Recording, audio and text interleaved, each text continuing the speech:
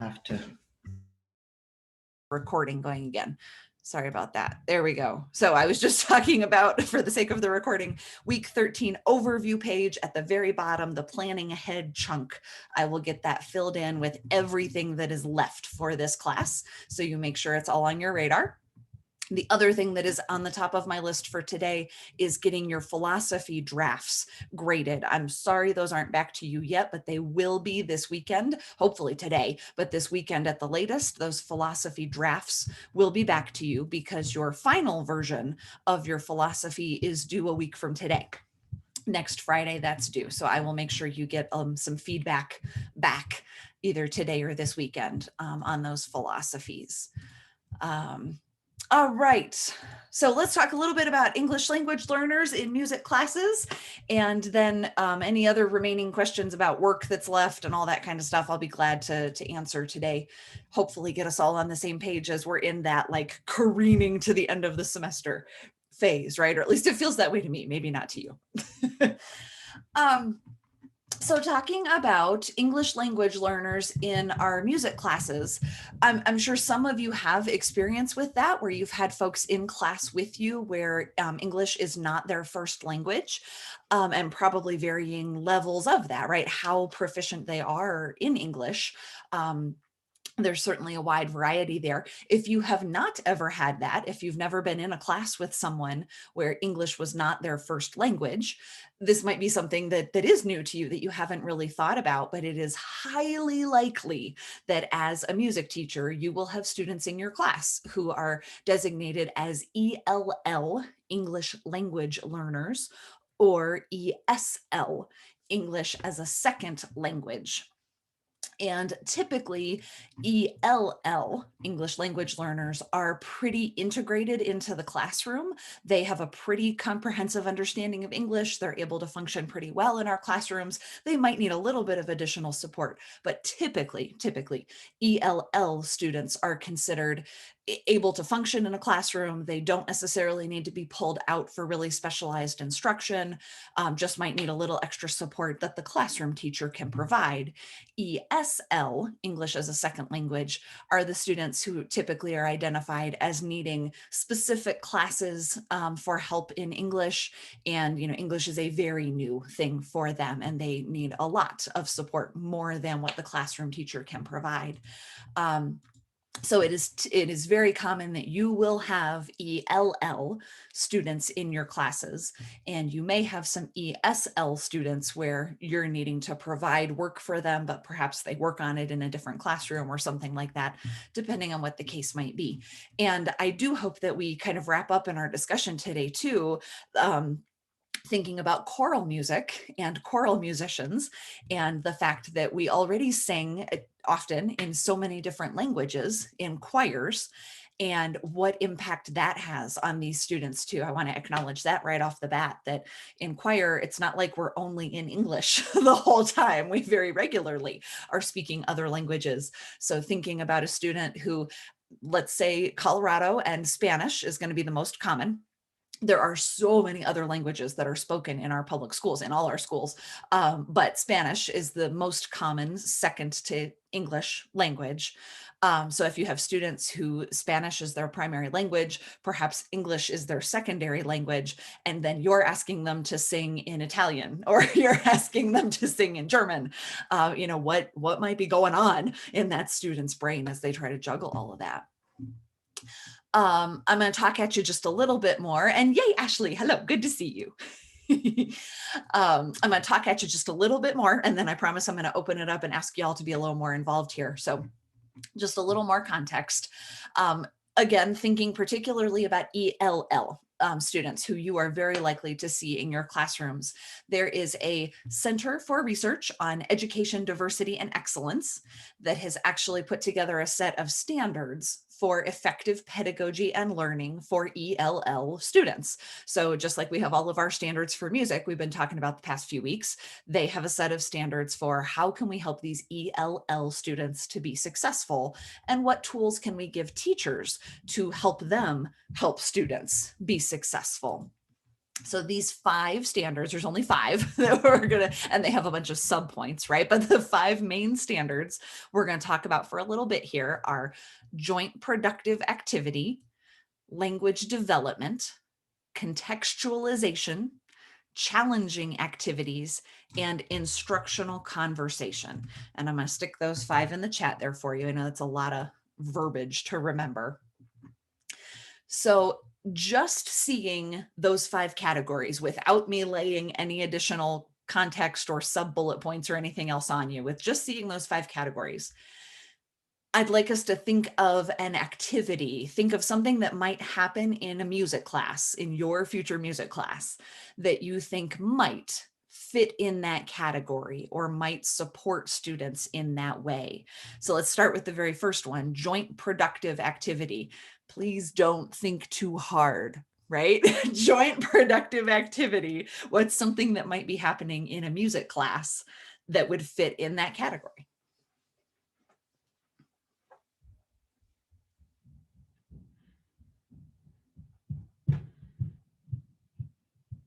You're either not awake or thinking too hard. Don't think too hard. What do we do in music classes?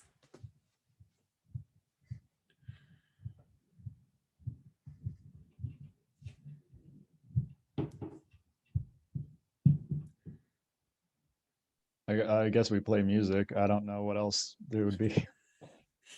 Yes, yes. And so just add one more layer that's probably super obvious, right? But add one more layer to that, Tyler, of how does that particularly relate to joint productive activity? I guess an ensemble, if that's what you mean by joint productive activity. Yes. Yes. See, we're all thinking too hard, right? And it doesn't even really have to be an ensemble. You can think general music as well, right? General music classes, they sing songs and they do dances around the classroom together and they play games together. And almost everything we do in music classes is joint productive activity. Everybody in the class is working together towards a goal of some kind, right? So then if I give you,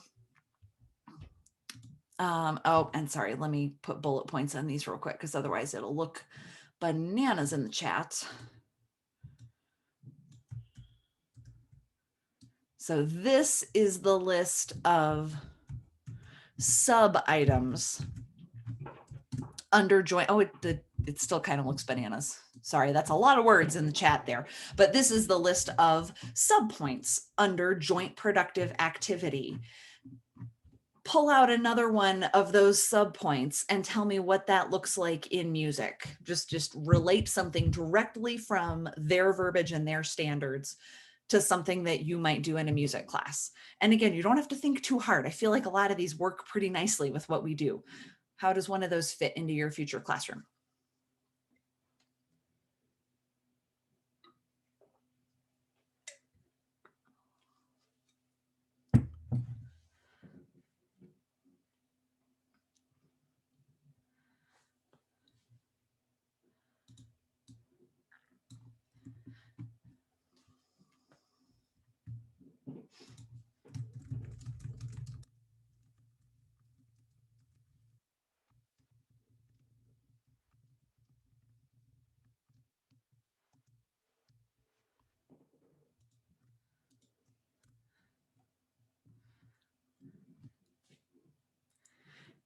What do you think? Ashley, maybe. Wait, can you repeat the question one more time so I know what I was going to word it? Yeah. So just looking at that, all that stuff I just put in the chat, all of those sub points of what joint productive activity can look like. What might one of those look like specifically in a music classroom? I saw the one that said plan with students how to work in groups and move from one activity to another. Especially since in music there can be like times where the teacher sends them into like smaller groups for like maybe a small concert or like in a larger ensemble and just like that. So that's what I saw from that. Yeah, fantastic. Yeah. Plans with students how to work in groups and move from one activity to another, such as large group instruction to small group activity, cleanup, dismissal, all of that. So it's moving them from one size group to another, exactly what you just described. And then another important piece there is planning with the students, right? Having the students be involved in, here's what this is going to look like for our class. And because that dialogue is part of what can be really beneficial for the ELL students. So good. Cheyenne messaged me that she's juggling something in the background and she'll be back in our conversation here in just a minute. Tyler, anything else to add out of that list of bullet points, ways you can see that specifically applying in music? I guess I can't think of anything specific. It's just, I just see a big wall of text right now. So I can't really focus. All righty. And I'm going to see if I can help with that on this next one here, that maybe if I put numbers instead of bullet points, hopefully those will transfer over to the chat. So then the next one in the big five is language development. So without me hitting you with a wall of text, just thinking about language development, what could that look like in a music classroom? You've got students who English is not their first language, but they're speaking it pretty well. What are, and even students where English is their first language, sometimes they still are needing to build their vocabulary or build their ability to speak clearly, all those types of things. What can we do in music classes? Try to give me a relatively specific example that could aid language development. Just off the top of your head, like, what do you think that might look like? Language development in music.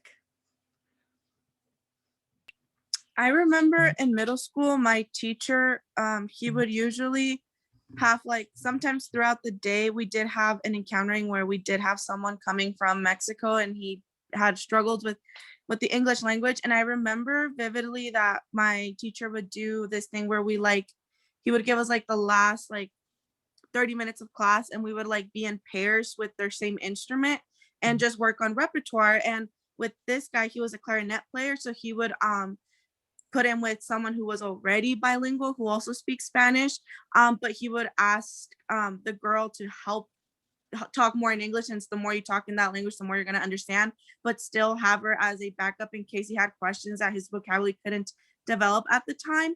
So I feel like that is part of like helping language development, but also helping him learn the material of that class and still be on track of that. So I feel like that could be something that we could see in the music classroom where like the teacher incorporates like with like the previous topic of like having them in small groups, whether that's like leading warm-ups or practicing for a couple of measures, and then they have the ability to like build their language skills with someone who they can feel comfortable with, in this case a student that can relate to that also speaks that same language, and help them learn the music material but also their language skills and not make them feel uncomfortable, and help them build that confidence both in the music section and in their language development. Yeah, fantastic example. And how great that your teacher did that, because that's a great approach, right? Put them with someone who also speaks Spanish, encourage them to talk in English. But if the student who is struggling a little bit more gets really flustered and needs to revert to Spanish, their partner will still understand them. And that's a fantastic approach to that. Good. So let me see if this copies without being such a wall of text. No, it still didn't. Hang on one second here. Because I'm with you, Tyler, that seeing just text is not helpful. Is overwhelming for sure. Let me try this. Sorry to make y'all wait for just a second.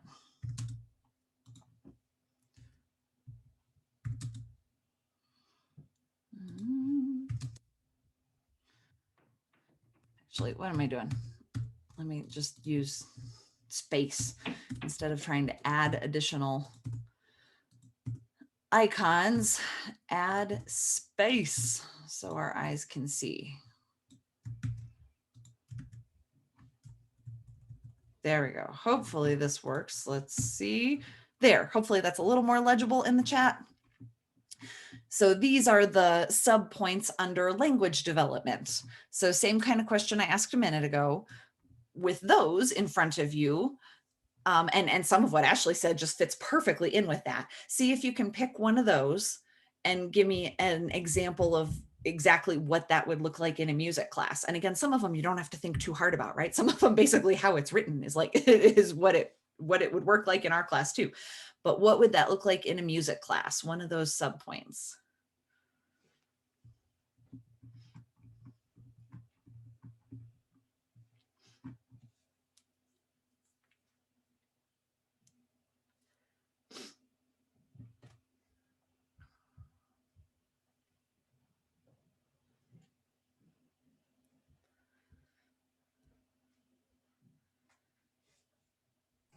I saw one of them that said,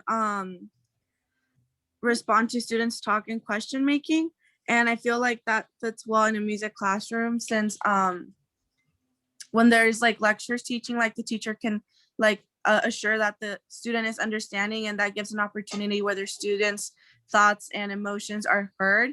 And that way the teacher can either modify or continue with whatever method he or she is using to teach a whole class, but also be able to be as resourceful for that person who has developing their language and having struggle with the English language in this case. Yeah, thank you, Ashley. And I think that's the second one there, right? Response to students' talk and questions is what you're looking at. Yeah. And that, and you said this too, but the particularly important part there for ELL students is then the next part, the making in-flight changes during conversation. So if the student perhaps misunderstood the question a little bit and they give an answer that's slightly off topic, but the teacher not jumping in and going, no, you misunderstood, that was wrong, right? But being able to have a conversation with the student and kind of redirect and say, that's a really good point. Now, how do you think it relates this way? And just kind of redirect the student and be able to make those pivots to not make the student feel bad for misunderstanding something in their second, third, fourth language, right? But encouraging them and the conversation that they were able to have, and then pulling additional conversation out of them. Good. Thank you, Ashley. Good. Tyler, how about you? One of those subpoints that you can relate to music?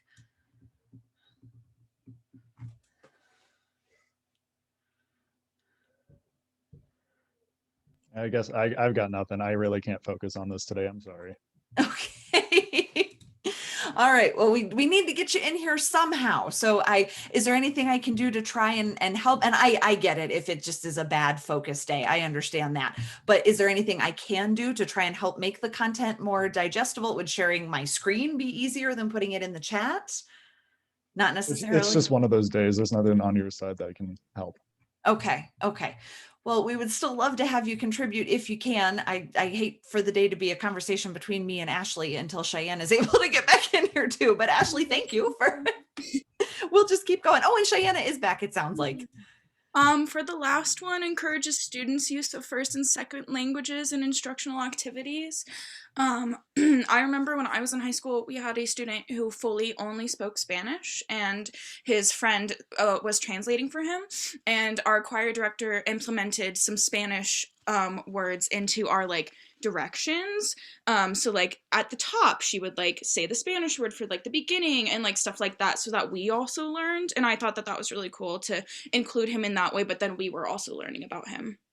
Yes, what a great example, and so glad you chimed in there. Thank you. Yes, that is a great example, and I'm so glad your teacher did that. You guys have had some awesome teachers doing these types of things in the past. Ashley, did I cut you off there? Were you going to say something? Oh, no, it's okay. No, I was just waiting. Yeah. No, I was just going to say with Cheyenne that I feel like that's a very important bullet point, at least for me, because I know that during my education journey from elementary to high school, it was very hard to implement both English and Spanish because they tended to say that Spanish is only at home and English is during school, which I understood where they were coming from because the whole point was to help us develop our English skills.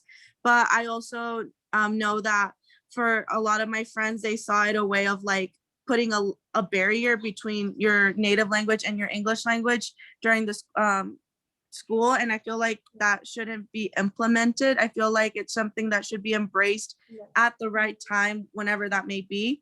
And I found it, I don't know, it just opened up more it hit more personally, because I feel like it's very important that even if it's in school, students should have the ability to speak how many languages they have, how many they know, and implement it in classroom and when needed and when appropriate, and not just say like, oh, only English should be spoken. And if you are learning English, you should just be in a classroom and just hear it out and stuff. I feel like this is where like your second language can come in hand to like help interpret it or like translate or like ask questions and have it modified to that student's understanding. So I feel like I'm glad that that bullet point can pop up, especially in that, because I feel like it's really important to implement both first and second language because they help the student grow and understand, even though it's like a switch and on button, like you start speaking Spanglish, but I just wanted to share that I think that's very important. I have like a strong belief that that should be implemented in schools and not just English just because it's English taught based, but yeah. Yes, yes. And Ashley, you just took us beautifully into the next bullet point with the big heading, which is contextualization. And so I want to go there, but I want to say one last thing on Cheyenne's example there too of, the previous category was language development. And so yes, we are primarily focused on our ELL students and trying to help their language development, but why not take that opportunity to develop language in all of our students? Teach everybody in the class some Spanish. If you have students who speak languages other than Spanish, honor those languages as well. I've seen some amazing recruitment videos where teachers have had their students of all different languages. Every language that is represented in that orchestra classroom, the student says, "Welcome to orchestra," in their native language. And they do this little recruitment video where you hear all these different languages saying, "Welcome to orchestra." And what a powerful experience for those students to feel like their language and their culture will be honored and will be respected. And I mean, you hope that they get, it's such a minimal example, right? It's like the bare minimum of something we can do, but hopefully it entices them to be in the class and helps them to know that you're going to value that part of who they are. And then why not teach the rest of the ensemble? If we're going to teach them all how to sing in Italian, why not teach them all how to say good morning in Spanish, right? Or whatever the other items might be that Cheyenne was referencing that were part of the procedures for the day, that you just learned those words in Spanish, right? So even though it's language development primarily focused at folks who are needing to learn English, it can also be language development for all the rest of us as well, for all of us English speakers learning other languages as well.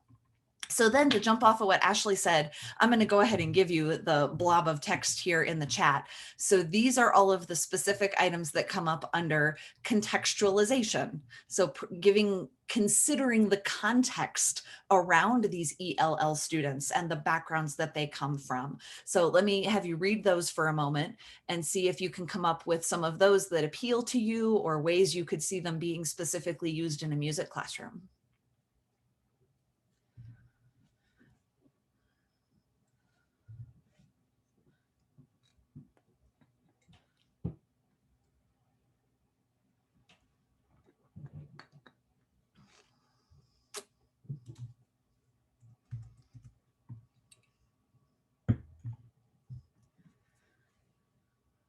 The one that stood out was plan jointly with students to design community-based learning activities and provide opportunities for parents or families to participate in classroom or instructional activities. I think that it's very important for parent involvement and kids' education growth because it's a very like immense like factor of students like motivation to do good in school and all that stuff. So in the music classroom, I think that maybe one way to look at it is maybe like if the parents are comfortable and have time, like maybe sit them in the side and see how their kid like reacts to like the classroom, what they notice and stuff. And like I said earlier, that helps like the teacher like get more closer with the parent and have a more stronger connection with them to find ways to modify their planning setup to help like the kids understand more in the classroom. And also like it helps have the kids and the parents voice to be heard on like the things that should be working on or what they think that's doing really well. And even like outside of like that, like maybe like events going on with the music program and all that stuff, like just overall just helps them be more connected. And that way, like same with parents, like most parents might not even speak English either. So then like that language barrier is broken and like allows them to be more connected with the school and with their student. Yeah, thank you, Ashley. Such important points. And I juggle that with String Project. All of our students are fluent in English, but many of their parents only speak Spanish. And so making sure that any communication that goes home, I have in Spanish, because I also don't want to put that burden on that student that they constantly have to translate everything for their parents. You know, you need to be able to communicate, if possible, directly with the parents as much as you can. And so considering all of those factors and the ways that you can have families be involved as much as possible is so important. Good. Anything else from this list that you can see working well in a music classroom, or ways you can envision that working in your future classrooms? The first one begins activities with what students already know from home, community, and school is a really good one, because especially at the beginning of your year with new students, some of them might feel really uncomfortable in that kind of a setting with other kids where they're performing and playing next to them, and they're like, oh, this kid next to me can hear what I'm doing and it's wrong. But if you go ahead and start them with something that they're familiar with and comfortable with, they can ease into it more easily and be way more comfortable in the classroom. Yes, such a good point. Such a good point. Yeah. Yeah. One other thing I was going to say, I'm going to save it till the end, though. Save it till the end. And that also takes us back to repertoire that we've been talking about, right? Thinking about the repertoire you're choosing and what might appeal to students, trying not to make broad assumptions about, well, every Hispanic student is going to love mariachi music, right? Some of them will, some of them will not, right? But trying to consider the context of your students and what their home lives are, and maybe having them be a bigger part of the repertoire selection process so that they're actually interested in the stuff that you're doing in your classrooms. Okay, good. We got 2 more categories to go here, folks. Thanks for brainstorming and kind of plowing through these. So the next big category to think about supporting these ELL students is challenging activities. And that's such a broad category, right? But I'm going to, before giving you the blurb of text, I'm going to toss it to you first. What do you think an appropriately challenging activity might look like to try and challenge, but also encourage ELL students in a music classroom? Any ideas? I know that's broad, but any ideas?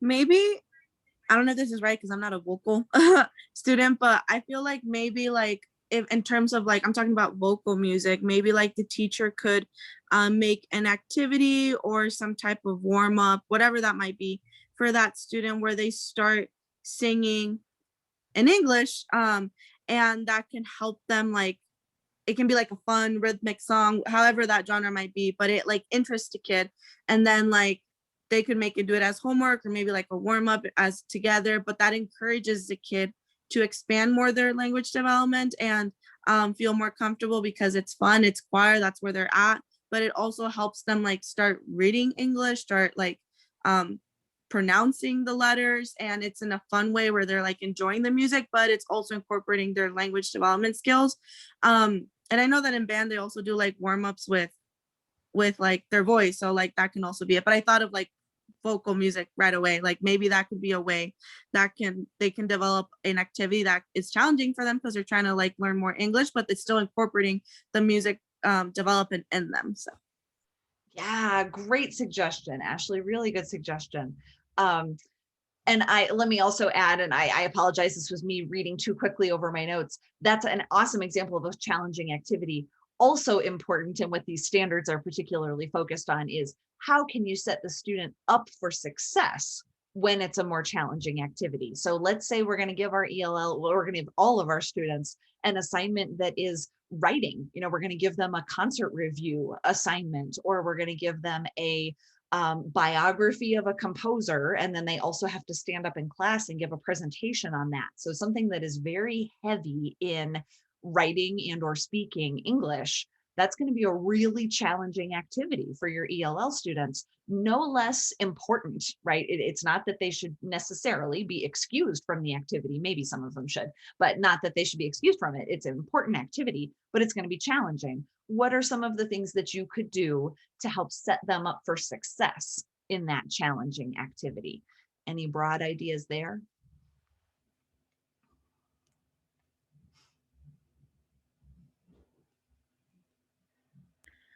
I don't know if this would necessarily like set them up for success, but another way that could help encourage them to like do their best on this assignment is maybe doing as a whole class something with another language that not everyone is familiar with. Like, say you're doing a German piece, if everyone goes home and writes out the German or practices the German, then it's more of like an everyone is learning something new, and then once we come back to that, they might be more comfortable doing that because they've already done it with something else. I don't know. Yes, yes, I think that's a great idea. And it takes me immediately to one of the reasons why I love teaching string techniques so much, because everybody comes into string techniques and I might have one or two string primaries, right? But the majority of folks in that class have like no string experience. You are all phenomenal musicians, but you walk into my room and I put a violin in your hand and suddenly everybody's like, I don't know what I'm doing and I sound screechy, right? And so everybody's on that even playing field of having a lot to learn because they don't have any experience in that arena yet. So I love that idea, Cheyenne, of just put everybody in a challenging situation, give everybody a language that is brand new. And in music, we do that all the time. Music itself, right? Music notation is a whole new thing. And then also we put Italian on top of it, right? Forte and piano and mezzo forte and staccato and legato, and let's make everybody learn Italian, right? So recognizing that there's a lot that is new to everybody, that it's not just the ELL students who might be feeling some of that challenge of new things. So I'll stick in the chat there. Here are the specific things they mention to try and support students. Again, it's not that you're going to make the activity less challenging, although we could maybe talk about that more in a second, but how do you support them in approaching that challenging activity? This list, I'll just ask, are there any of those that you have questions about, or any in that list that you feel like, I don't know what that looks like in a music classroom?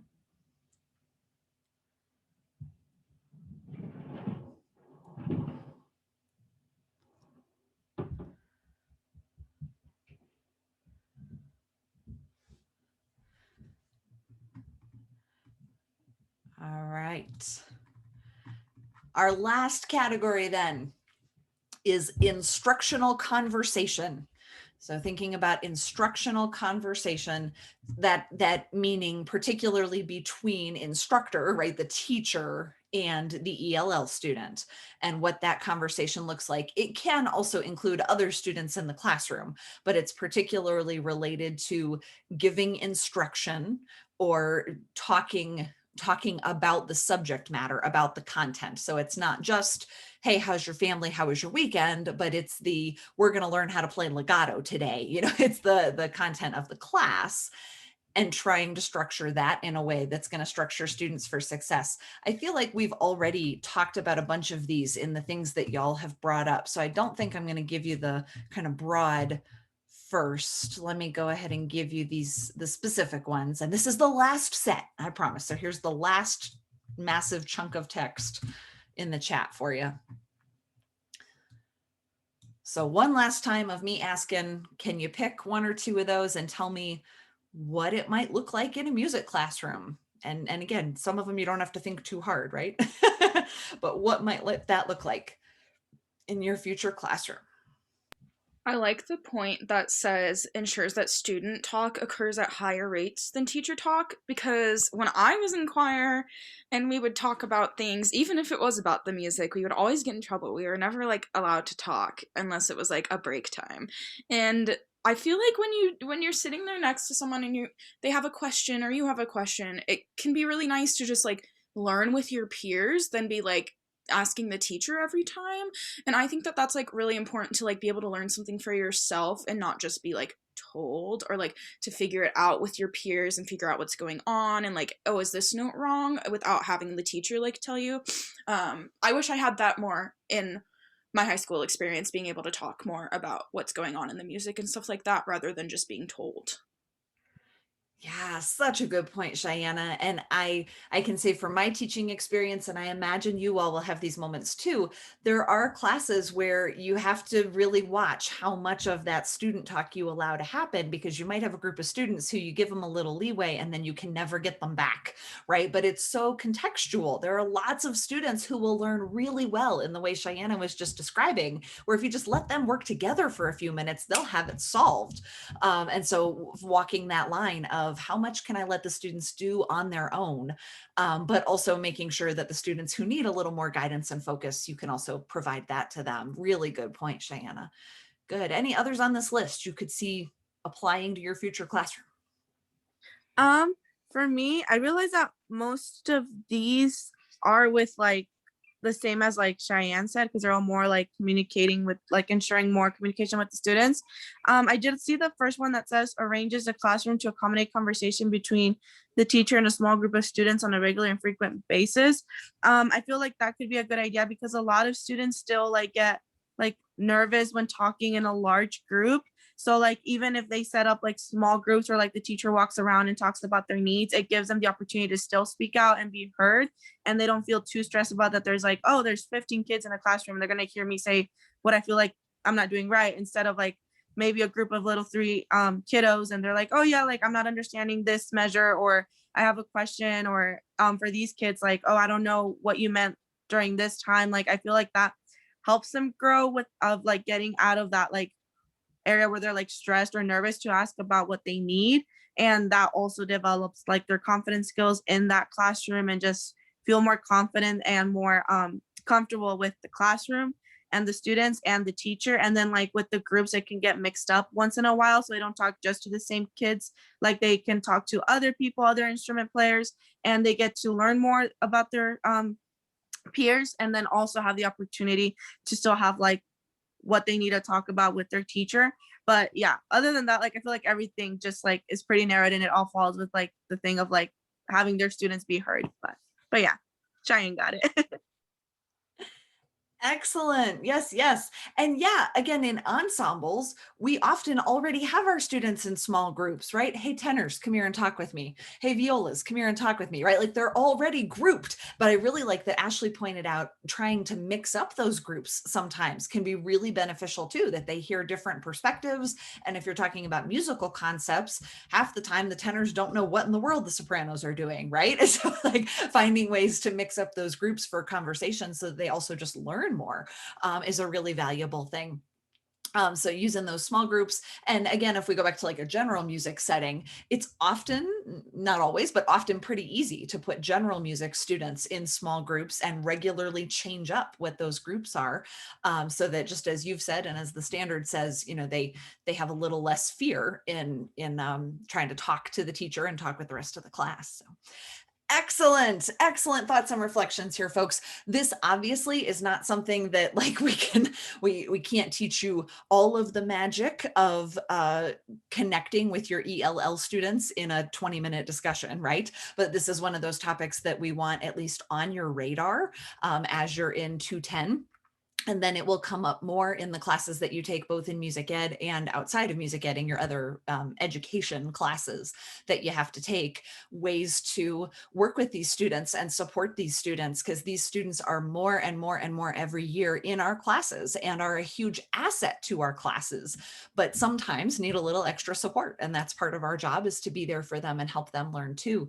I hope that you can also see that most of what you've looked at in this massive stuff in the chat is good teaching is just good teaching, right? Almost all of these items would also apply to a native English speaker, right? As ways to try and support them and help them be successful in your class. So I want to point these things out specifically related to ELL, because we need to have those students on our radar and we need to support those students particularly. But a lot of these are just really good teaching tips and just really good approaches to supporting all of the students in your classroom.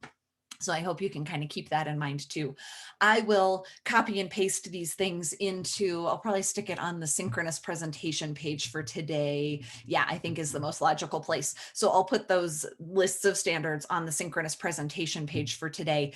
If you want to go back and look at them at all or reference them in your after class reflection, since they were in the chat and I don't typically post the chat for you to go back to, I'll post all of those for you to be able to reference on Canvas. Excellent. How are we doing on time? We're doing pretty good. Let me pause with instructional stuff to ask if there are any questions. And again, I'll finish filling out on Canvas that planning ahead, but your autobiography is supposed to be in tonight. So having your autobiography in next week, your philosophy final version should be in. And then the week after that, the 30th, your field experience hours, all 20 of them should be in. And you do still have after class reflections, a couple of those left. And then I'm pretty sure that that's all we've got left. Let me see if I can double check here. Sorry, scrolling through the pages. Your final philosophy, your field experience hours. Isn't autobiography just like a paragraph thing or like a bulletproof thing? Like, because it says, sorry. Oh yeah, like I just never written autobiography before. Like at Kiddo, like it's like a little timeline, but like I know that's not gonna be like that here in college. So is it just like a draft about like those main key points? It should be a paragraph thing as opposed to a bullet point thing. Although I would encourage you to start it as bullet points. I could see that being really effective just to try and get your thoughts down, put some bullet points down, but then it should turn into a paragraph thing. And also I'll come back in a second to philosophy, music education. So your autobiography, let me double check what I wrote here. So you're going to talk about your general background, why a career in teaching, and the characteristics of a good teacher. And you're right, I did not specify any further than that, Ashley. I'm sorry about like how you should write it or what it should be. I would like it to be a narrative document, so paragraphs. I don't have a specific word limit on it or anything like that. So I hope that you write a decent amount. You're just trying to let the professors know a little bit more about you and your background, but there's no specific word limit on it or anything like that. Yeah, I can't believe nobody's called me on that before, that I haven't put more in there about just like how to write the darn thing. So thank you, Ashley, for asking those questions. Can I try to make that any clearer, or is that kind of enough? No, that's enough. I just wanted to make sure, but thank you. Yeah, no, thank you for asking. I'm very surprised nobody's called me on that before to write that more specifically in the assignment directions there. So thank you for asking. And I did just realize I misspoke on the philosophy. Your philosophy is not due next week. It is due the last day of class. It's due the 30th. So you have 2 weeks for that final draft of your philosophy, that final version of your philosophy. And I'll get that fixed on the overview page there with the rundown of assignments. So you have, let me try to say this one more time and hopefully not make any mistakes.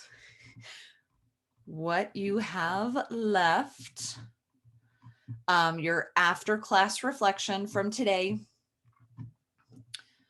Where are we? Today's the 16th. All right. You have your after class reflection from today. Your autobiography is due tonight. And then you'll have an after class reflection from next week. And then your field experience logs and your final philosophy of music education are both due 2 weeks from today on the last day of class. Okay. You may remember from the syllabus or from talking with friends, you will also have a very brief 10-minute interview with the music education faculty. That is our final exam for this class. So you don't have any other written final or anything like that to worry about. So we will have a 10-minute interview with each of you.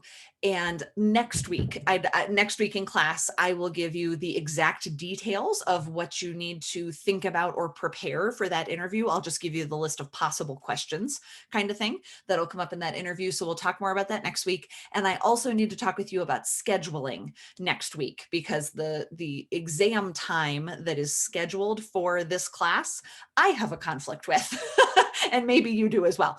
So if we could all bring calendars to class next week, and we'll figure out when during finals week we can actually do those interviews. If we could talk about that next week, that would be great. Okay. All righty. Any other questions about assignments or remaining work for class? Not at the moment. Cool. For class next week, because we didn't get to it at all today, I am going to have you watch a video that I will get posted on Canvas today, and I will have it send you a little alert to make sure that you see that. It's about a 19-minute video, I think, almost 20-minute video.